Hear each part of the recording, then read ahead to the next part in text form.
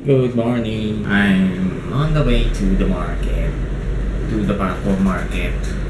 The usual, luto-luto.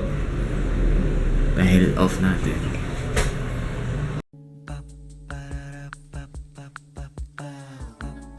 This is my family. Isang guwit lang. 20 na lang isang buwi. Bilang daw ng sampalo. Alin? 80, kuya? Talak yung maliliit ah. Palinis na rin. Talakitok. Ay, pauwi na ako.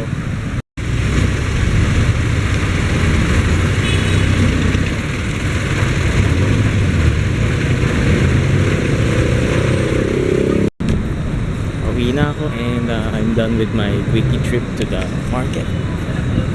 Kaya yata yung earthquake drill. Kaya nagtatawag na sila. Meron akong kung anong binili. Isda, gulay, and yung favorite ni Mama. Mahirap din pala yung mahirap nga pala iisipin mo kung lulutuin.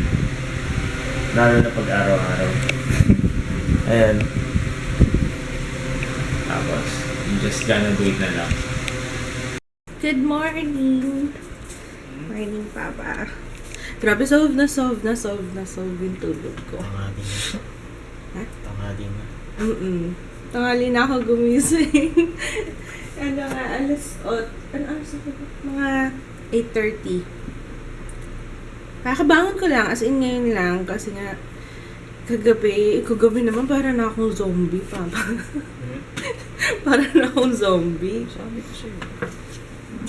Pagod ako. Para ilang araw na yun, hindi ako hindi ako nakakapag-nap ng hapon. Kasi kailangan yun, nagnanap ng hapon kahit pa paano para Kasi nakakapagod na.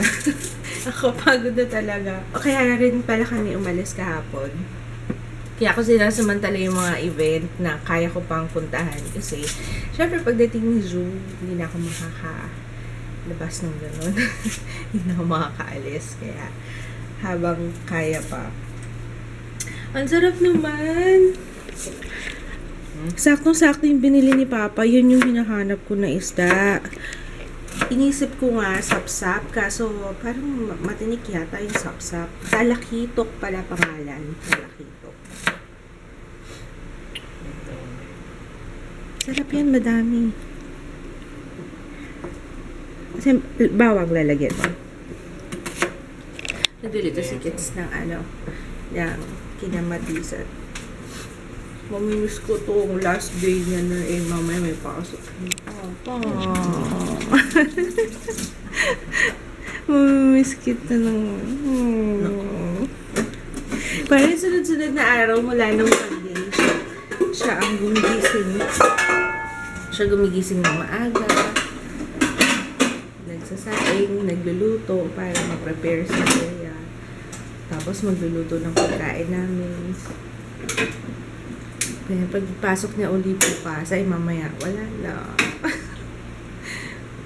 Wala na naman. Miss ko si Papa. May talaga na asawa. Ayan. Yan na yung lulutuin natin.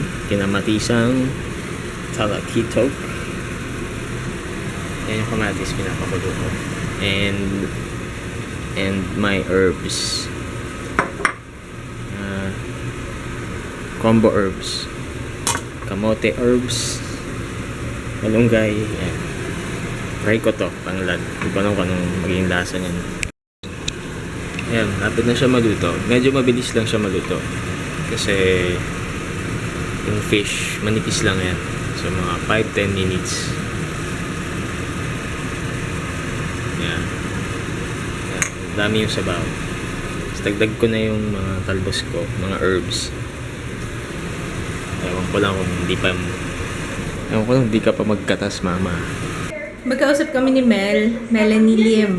Lalagay ko yung link niya ng channel niya sa description box kasi vlogger din siya, if you don't know her. Tapos, magkasabay kaming buntis ngayon. Ahead lang ako ng 2 weeks. Sabi niya sa akin, wag daw ako magdala ng bottle. Kasi nga, magkakaroon ng nipple confusion yung baby kapag pinadede na sa bote. Kaya mas okay yata na wag na lang magdala para talagang i-push ko na mag-breastfeed. At saka,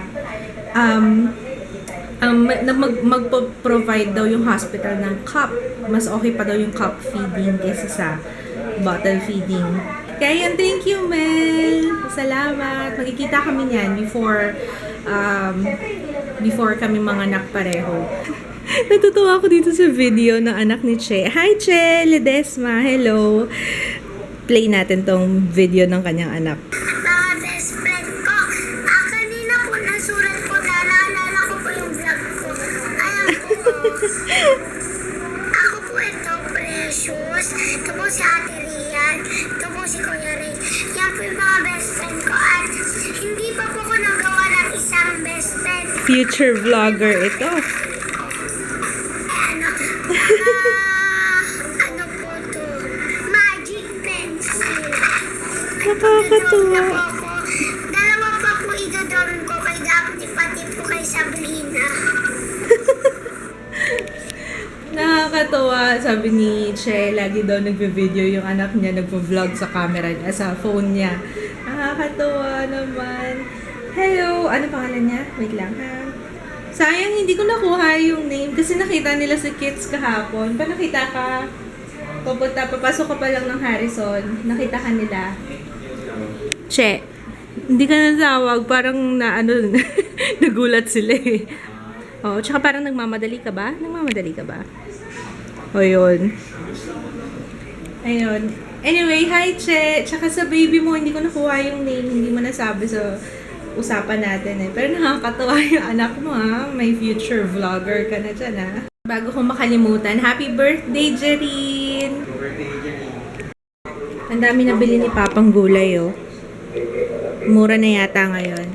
Sabi ni Kevin Rai, Pasis, hi! Tama ba yung pagkaka-pronounce ko ng last name mo? Sabi niya, 3 weeks na daw kasi nag-uulan sa Ilocos, kaya mahal ang gulay. Halika na, Papa, kain na tayo. Nagluto yung asawa ko eh, ng gubat! Healthy yan, healthy gubat yan. Dati hindi ako kumakain yan kapag nagluluto yung lola ko. Lola ko kasi lagi yan ang ganyan ang luto. Lagi may talbos, lagi isda. Ayoko pag ganyan yung pagkain. Parang bad trip ako. Pero ngayon na-appreciate ko na yung mga ganitong ulam kasi syempre mas healthy. Ito, masarap to. Wow, may special naman na may lemongrass pa. Talaga naman asawa mo. Tanglad pa. Kain tayo. Nag-start na yung earthquake drill. Dapat pupunta si Kids ng Robinsons kaso sabi ko mamaya ka na pumunta, maaano ka lang dyan. Maiipit lang siya sa kasi may bibilin siyang gamot eh.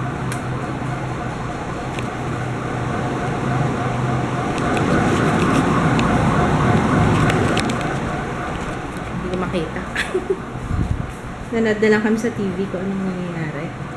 Empleyado ng GMA Network sa Metro Manila Shake Drill. Kung makikita nyo naman, nasa loob mismo ng tanggapan niya dito sa GMA Network Center. Yes, ayan. Tapos na ako magtupi. Ito yung lampin. Bali, 2 dosenang lampin yan. Isang maliit na size, tapos isang yung regular size ng lampin. Tapos lahat ng mittens, ayan na, tsaka butis. Ang dami niya na. Ewan ko na lang kung magkulang pa kami sa mittens kasi yan ang pinaka-importante sa newborn. I mean, isa sa mga kailangan talaga kasi para hindi niya nakakalmot yung kanyang face. And, ito yung mga cover ng lampin, receiving blanket, tsaka towel.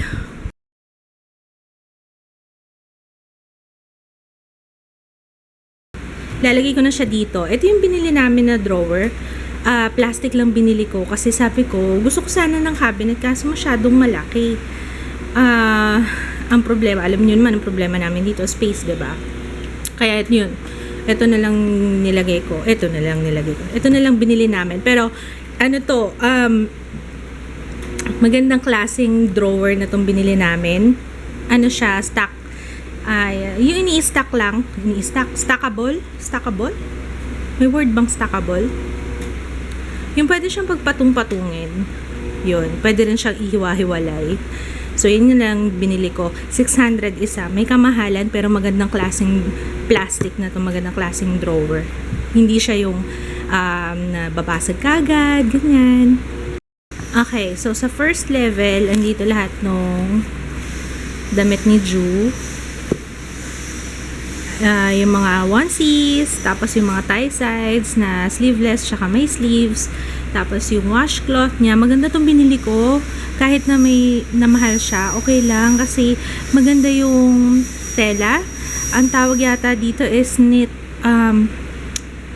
Ito na naman ang aking utak. Nakalimutan ko na. Basta maganda yung ano niya, yung texture ng tela. Okay siya pang punas sa baby kasi ano lang siya, soft.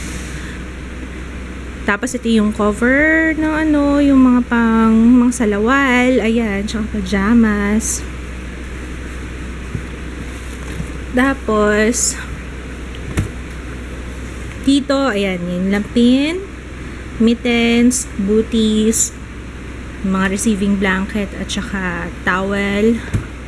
And then dito sa last, ayan, yung mga mga diaper, wipes, cotton buds, tsaka cotton balls, yung body wash, and baby wash, at saka yung alcohol.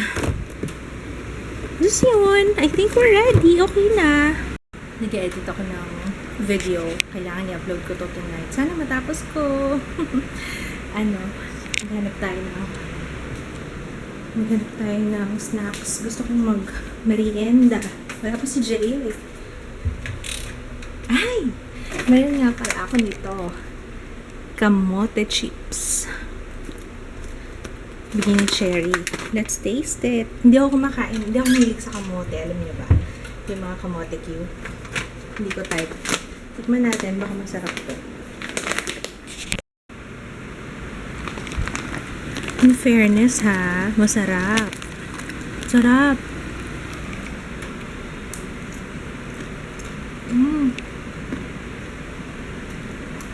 Gusto daw ni Jaya ng ice cube na lang lagay natin ha? Sige. Ha? Ice cube. Sige, hawakan mo.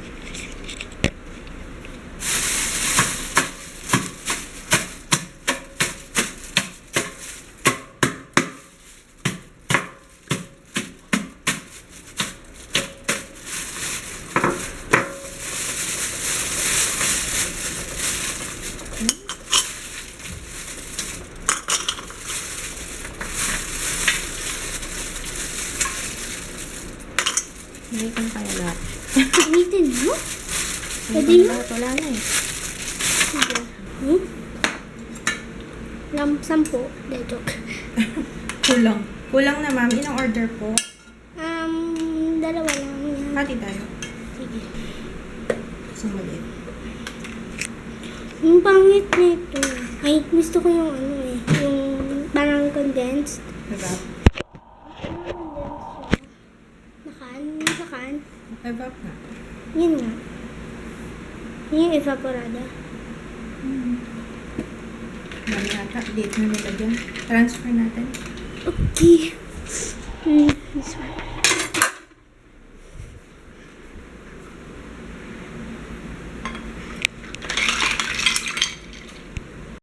Our ulam for tonight, ayan, talong. Mag-prito ako ng talong at saka daing na bangus.